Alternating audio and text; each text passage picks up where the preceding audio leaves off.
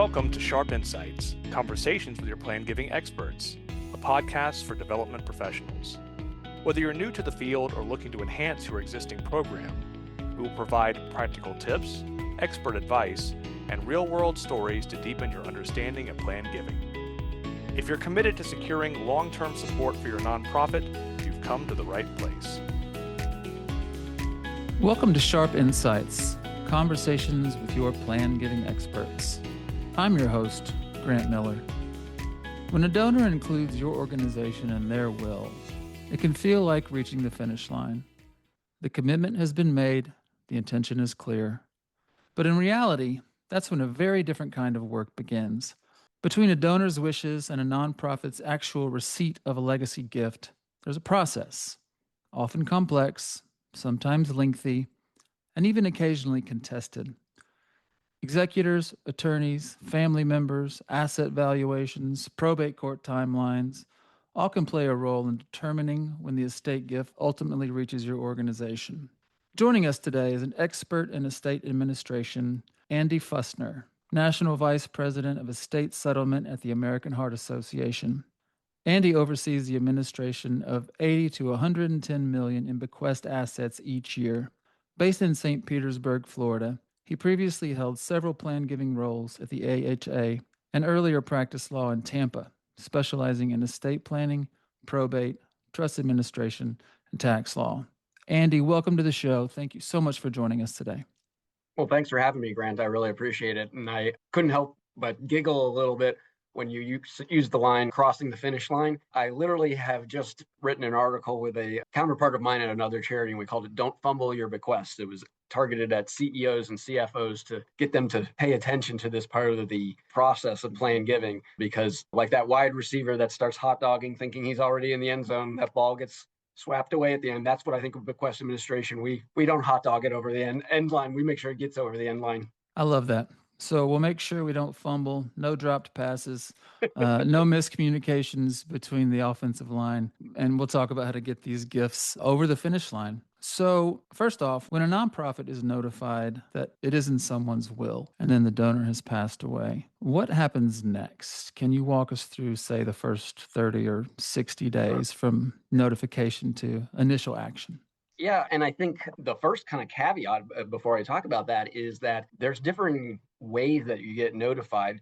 Sometimes you get the proper notice of estate or notice of trust and everything goes in order. Sometimes a check shows up with a copy of the will and paperwork that says sign here. And so those are two very different things, and they have to be treated somewhat differently, although the basics are the same. And so for us at the Heart Association, when we get a notice of estate, say it's just one of those without the check, within 48 hours, we turn around, return any paperwork that they wanted to sign. You know, sometimes they'll give you a beneficiary information form, et cetera. We make sure they have the right address because it doesn't always go to us. It goes sometimes to a field office. And we're going to ask for two or three things. If we didn't get a copy of the will or trust, we're going to ask for that right off the bat. We are going to ask for the last known address of the decedent. And the reason we do that is because that allows us to remove them from our direct mail file. We ask if there is a family member or close friend of the decedent who it would be appropriate for us to send our condolences to and express our appreciation for the gift. And if assuming we get that back, we send a nice little letter out to a family member. And then lastly, we say when it becomes available, and if we are a residual beneficiary, meaning like we get a percentage, then we would like to receive an inventory and an accounting when they become available. And so that's sort of the initial step. We will then mail that back out or email it depending on, the mode of communication we're dealing with. And then hopefully, usually within that 30 days, we get that will back. And even when we first open it, we're going to open a record in our bequest database. This may be too in the weeds, but we'll open a record in our request database and set up the file with a set of ticklers in the future, so we never lose track of the bequest. We want to always have our hands on this so that it'll come up and we'll remember to follow up on it. That's one of the key things. If you do nothing else in bequest administration but have a tickler on every open estate, that's half the battle.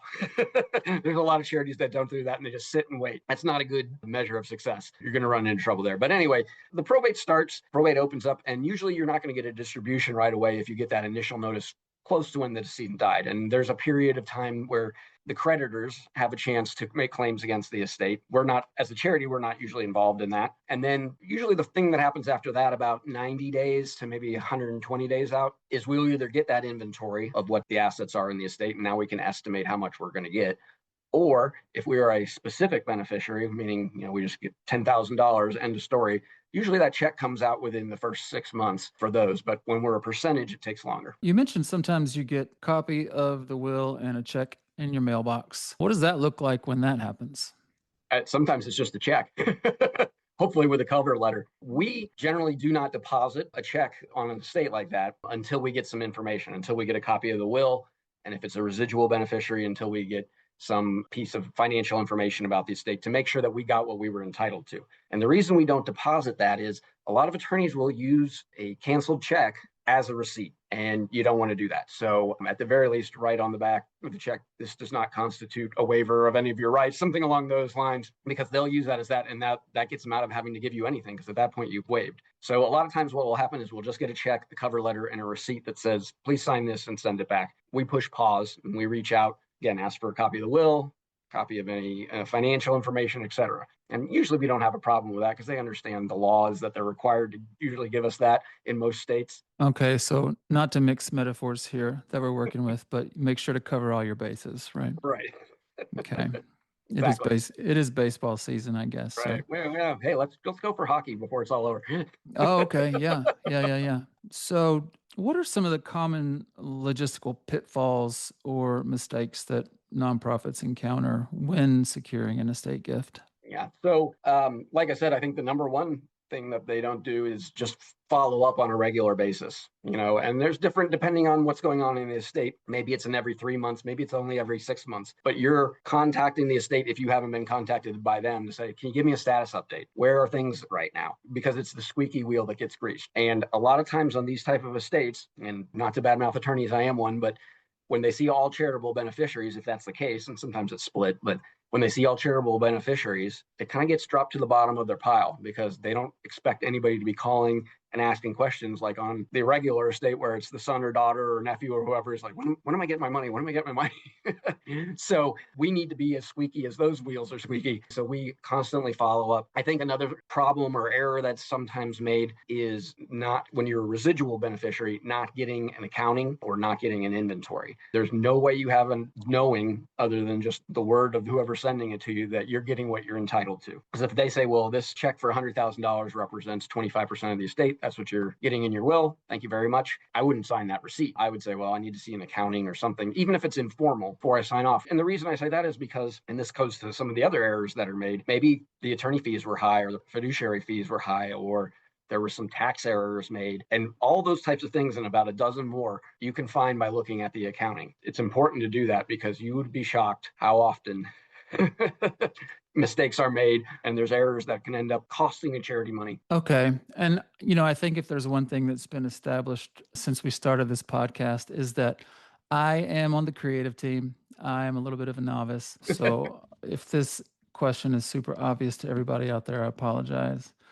But when following up and being a squeaky wheel, who are you following up with? Is it mostly lawyers, financial advisors, or family members? Yeah, it's mostly attorneys. And we kind of hope it's an attorney because they are familiar with the process and whatnot. It's basically whoever reaches out to us as our contact. If there's a institutional trustee like Bank of America or Wells Fargo, we might be more likely to deal with that person than the attorney. But most of the time, it's the attorney that we're dealing with. Every once in a while, there are a handful of states out there where they don't necessarily encourage having lawyers work with individuals when they're named as an executor or trustee. And those can be the most difficult ones because they don't know what they're supposed to do and they're kind of just winging it. What do you do in those cases? Well, it's a combination of things. It also depends on what type of bequest we've got. You always do more with a residual percentage bequest because there's more question marks there and more things that can affect you. Specific, if you get your check and a copy of the will that says whether it's restricted or not, those are the two things you need in the specific.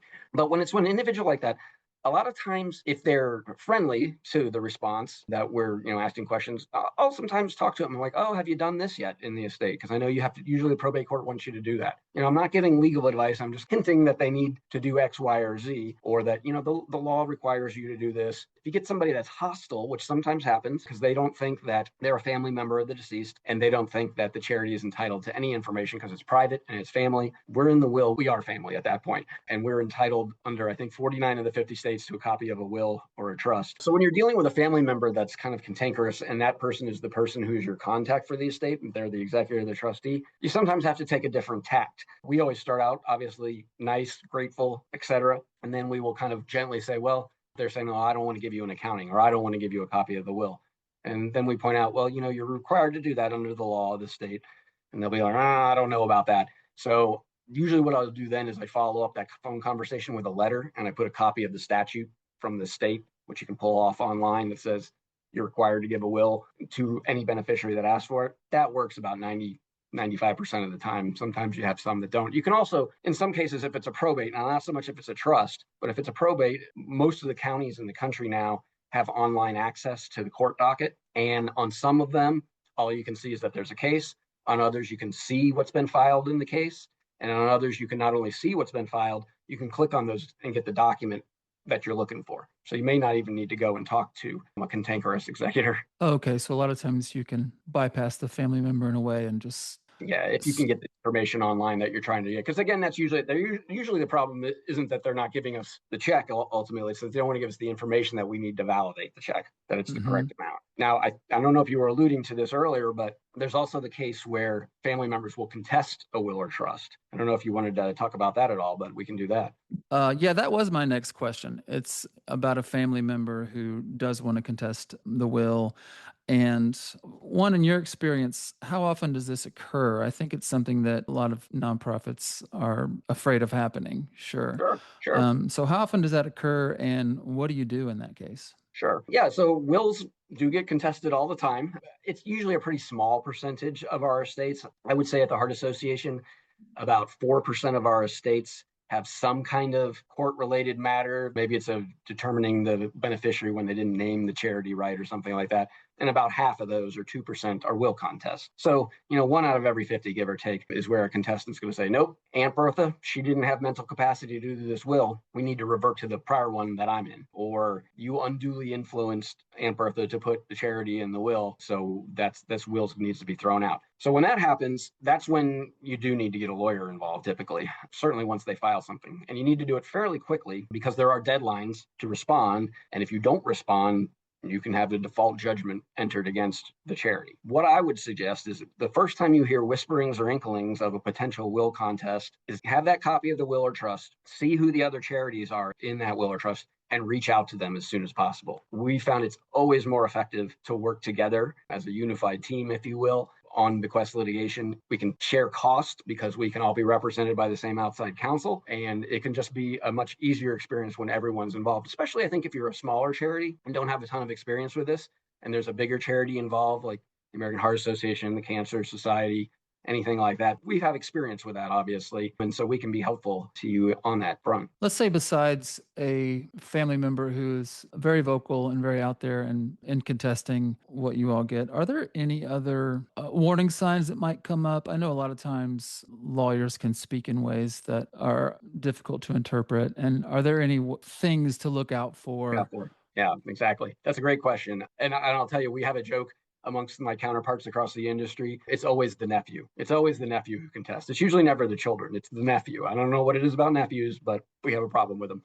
When one of those things happens, the other thing you can get is a lot of times caretaker problems. So elderly person, they need somebody to take care of them. They get a live-in person. That person takes advantage of them, gets them to redo their will. And so the charity's on the opposite side that way. We're the one that needs to file the will contest, or we're the one that needs to contest the trust because the document's been changed away from us. Some of the things that you can look at on that, one of the things you always should look at is that accounting when you're a residual beneficiary and see who's getting paid what. If you see there's a big correct claim by a caretaker, for services that they provided. Well, is that reasonable? Is it logical that they get paid that much? They're also named the executor, so that's a problem. So that's one of the things that we look for. Another thing that we look for, especially when we're a residual beneficiary, is if there's a house involved. Because if the house is involved and it's specifically bequeathed to cousin Benny, then any expenses related to that house, then he either has to pay for out of his pocket or they have to be reduced just from the proceeds of the sale of the house. We're not, as a residual beneficiary, required to pay for the new roof on the house that Benny's going to get. So, that's another thing we look at. Have there been a lot of charges about house reconstructions or, new carpeting or things like that? And sometimes that's perfectly legit, especially if the house is part of the residual estate because we need to spruce it up to sell it. But again, it's looking at that accounting and seeing stuff that just doesn't sit right with you. Okay, so I'm finding that I have to admit I don't know a lot about hockey. And so, and hockey references aren't as ubiquitous, I don't think, as baseball, basketball, and football references. But there is one hockey reference that is stick handle through it, which means to approach a situation with finesse. So it seems like in this circumstance, you might want to stick handle through it. Yes, exactly. And I will tell you this, if you do find yourself in litigation, 98, 99% of the time, that you're going to end up settling the case. You may not get everything that you thought you were entitled to, but it makes more sense usually to settle it than to pay the cost of a full-blown trial and all that. Very rarely do we actually go to trial. I think I've been in, I want to say 4 or 5 trials in 25 years that I've been here. Everything settles. So, and that's another good reason, if you do get notice that there's litigation in the estate, to get an attorney or at the very least respond to it in some way, shape, or form with the court, because you don't want to get judged out of that and you want to force it to get to a mediation. And I'll say this too, sometimes it's, I think, distasteful to the charities to settle with, the disgruntled relative who was written out of the will, because we're like, well, clearly the decedent didn't want that. She didn't want him to have it. Maybe she even specifically said she wrote him out of the will. But the question is, what is the best thing for our charity? And the best thing for our charity is not to fight this for 20 years and end up with a smaller gift, even if we win, than it would be to pay a little bit of money, go away money, to make a family member go away. So, something you got to take into account. Okay. I just want to pivot just a little bit. Sure. You mentioned something about 25 years of experience. And the American Heart Association is a very large organization, a very important organization. And I assume you manage quite a few different estates at a time. And I'm just curious about how your workflow, how many estates do you typically manage at a time? And what does your workflow look like at such a large organization? Sure. Yeah, we're very blessed that we've had a planned giving program for a long time, and we've gotten bequests for a very long time, and we'll hopefully continue that in the future. We actually have a dedicated team to estate settlement because the volume of bequests, it's myself and 4 others, and we have about 1,000 open estates at any given time. And then, the estates usually can open anywhere between, they'll be open for 6 to 18 or 24 months typically. They seem to be longer and longer now. And so each of our bequest administrators handles about 200 active open files and then maybe another 200 inactive split interest estates. So it's a pretty heavy load they have. I think they're right at the maximum. But the flow of that is, again, they use their bequest database to drive their work. They set up ticklers for future events. And every week they come in, they print out the tickler to do for the week. And they have a set of information that they go through to make phone calls or make emails, and then responding to any mail that comes in. We got a new document in on this, or we got a new estate in on this, and we do that. So it's something that a person who's very organized and at the same time has fairly good communication skills, I think it's a great job for somebody like that. If you're disorganized, it's not the field for you. So they stay on top of their stuff really well, and they're going through these motions, getting the documentation that we need and verifying it. And when there's a problem or something seems askew, they escalate it to me, and that's where I get involved typically. What about smaller organizations that might have a small plan giving program or maybe no plan giving program, but they do have some committed donors who do want to leave? And I think they fall into kind of 2 categories. There's one is that if you get 2, 3, 7 bequests a year, you can kind of do that internally and just have somebody that in the finance department or whatever that will deal with that. Whereas if you're getting 25, 50 a year, that's when you may want to consider either hiring staff dedicated to that or probably more likely farming it out to a law firm. There's several law firms out across the country that provide bequest administration services for charities. And they're very good. They know their stuff and they do a great job. We work with them all the time. And that's an option for a lot of charities. If you get just enough volume that it's not enough to hire a full-time person, but it's more than just a one-off, do that. But regardless of whatever you're doing with that. If you're working on an estate and you're following some of these basic steps that we've talked about,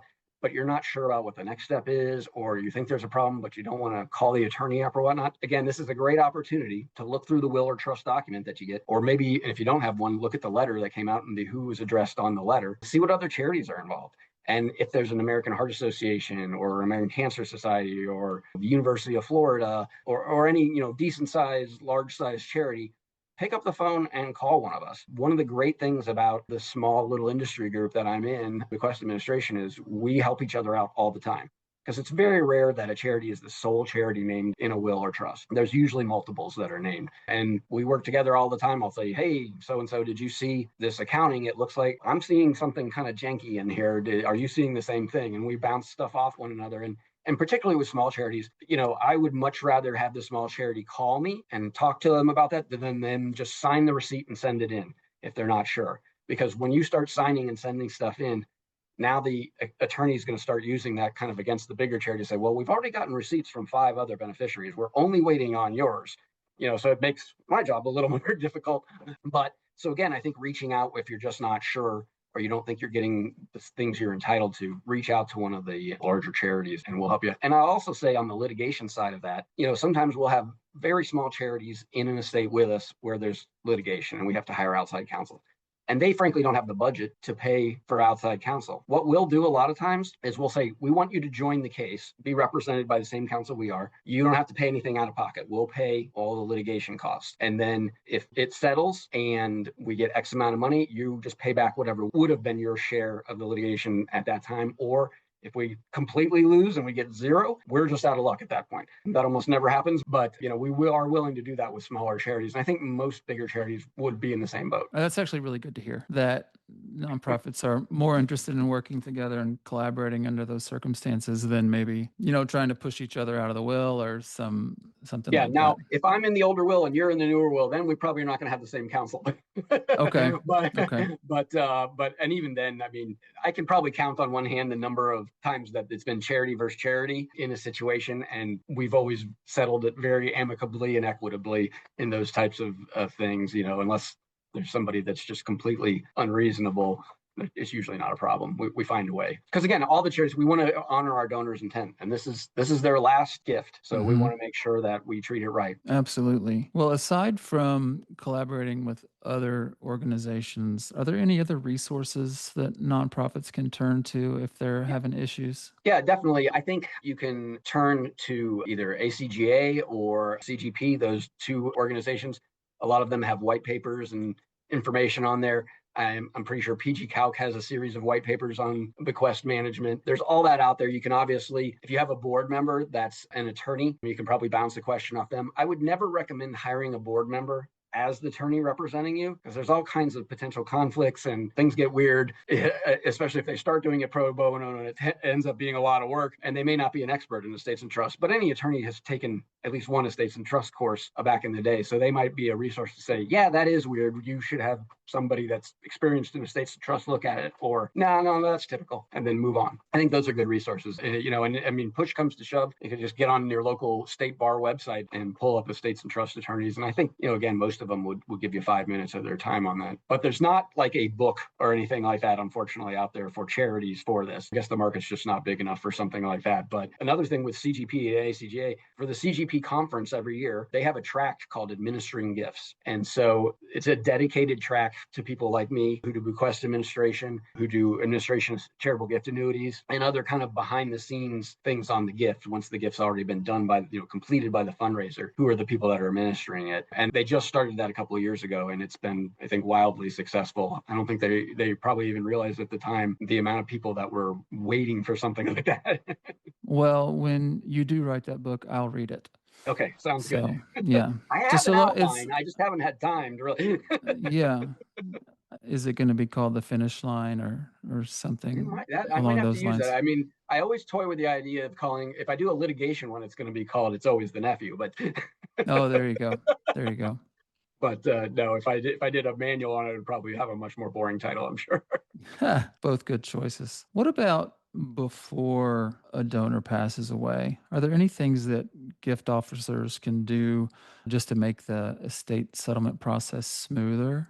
Definitely, definitely. One of the first things that I think every plan giving officer should do is if they're able, if the donor's comfortable sharing the language that's in the will or trust, and maybe you provided it to them, to see if there's restrictions on the gift. Because sometimes when somebody puts a restriction on a gift, it's not a problem. We can usually honor it. But if it's something we don't do or something that we've discontinued, now we do have a problem on what is going to happen with this money. Are we even going to be able to take this money? And so you can head that off at the pass. And I think the other thing on that same angle is sometimes donors want to restrict money to a very narrow area that the charity may not be doing a lot in this tiny little county in northern Idaho or something like that. And maybe that's what the donor wants, and the charity has to figure out how to spend the money there. But sometimes we can say, can we broaden this a little bit? Instead of that county, can we say northern Idaho? Can we say the state of Idaho? So that's one thing. I think the other thing is getting as much information as you can. And this can be a little tricky as a plan giving officer. I think when a donor names us as a beneficiary of an IRA or some other kind of retirement asset, because that doesn't go through probate or trust administration typically. We have to get contacted usually by the Fidelities, the Vanguards of the world to say so-and-so has passed away and you're named a beneficiary and you need to fill out all this paperwork. We have to do that. It's nice to know in advance that that's coming. And it's also good for us to know because we can be a little proactive about it and contact Vanguard or Fidelity and say, we understand so-and-so has passed away. Have you gotten notice of that yet? We were told we were beneficiaries. So that's helpful. And also to have, if you have the contact of who their attorney is, that's also helpful because in the situation where persons died, they said every time the plan giving officer visited, you're in the will, you're in the will, you're in the will. 3 months go by. We haven't heard anything after she died. 6 months go by. We haven't heard anything after she died. I know we're in the will, right? What happened? I need to figure this out. And if you can get me the attorney's name, and I may be able to get that online if there's a probate, but we can pick up the phone and say, hey, Attorney Johnson, we were told by Myrtle time and time again that we were in the will. We know people change their plans all the time. And I'm just wondering, have you just not given us notice yet? Or did she change her will at the end of her life? Can you give me any kind of information? And that way you can sometimes discover problems or things that haven't happened, or if you haven't gotten notice, or if notice has been going to an old address that you no longer have an office at. So those are the kind of things I think as a plan giving officer, if you're able to get that information, and sometimes that's touchy to get, but attorney or financial advisor, contact info, account information on retirement, IRA accounts, et cetera, and questions about restrictions. I think if every plan giving officer did those three things, my life would be a lot easier. Of course, they may not need me then, so that could be a problem. Right. Well, we all love a good story. What really stands out for you as a really unique experience in reaching the finish line with Right. a major gift? I think the one that kind of pops into my head always when someone asks me that, and I think this is a valuable story to tell to senior management that's not willing to spend money on bequest administration. Because if you get people that are qualified and know what they're doing, they know what to look for and they know when there's red flags. And the secretary that opens the mail and would normally handle these, she may be a great person. She may be super intelligent, but if she doesn't have experience with this, she's not going to pick up on the red flags a lot of times, or he. But having somebody that knows what to look for is key. So, and this is the example. We had an estate out in California. We got a petition on a trust asking us to consent to the change of trustee. Pretty basic. And it was weird that they were even asking us because we were a remote contingent beneficiary, but the lawyer was covering all of his bases, getting everybody to sign off that it was okay to change the trustee. So we were happy to do that. But I noticed in the pleadings and looking at the original trust document, there were 3 trusts created when this person died. One was to benefit this son that's with the one in question, but there was another one that was called literally the charitable trust. And we were named as a beneficiary of that. We hadn't gotten notice. This had been years since this person had died. We hadn't gotten notice. We didn't know anything about it. So I started asking questions and I was getting the runaround for a long time. And it turns out that what happened is the financial advisor of the decedent had kept that fund kind of like a donor advised fund, even though it wasn't. They were required to distribute it. And he basically meted out distributions to one of the charities on the list. It was a university, and it was a university that gave him basketball tickets every year. So he would give his little donation and get that. Meanwhile, there's all this money sitting there. I rounded up there were 3 charities in addition. So I rounded all those charities up and I said, we got to get involved in this. We got $600,000 out of that. We would have never seen that money if we hadn't paid attention to that kind of stuff. And so I think that's a great example. And the other charities each got $600,000. I think that's a great example of it's worth spending money. I mean, that paid for, me for 6 years or whatever.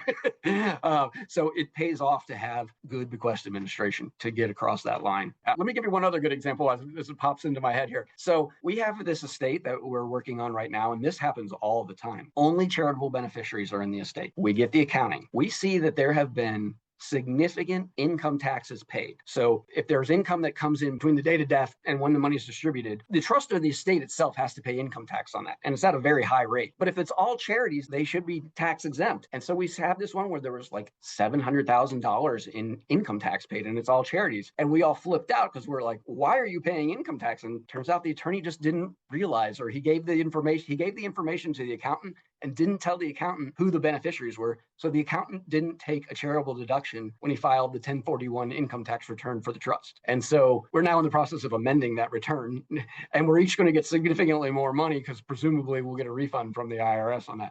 But it's stuff like that happens way too often, unfortunately. And I bet trying to get a refund from the IRS is a lot of fun. It's going to be slow as molasses. But we will get it sometimes.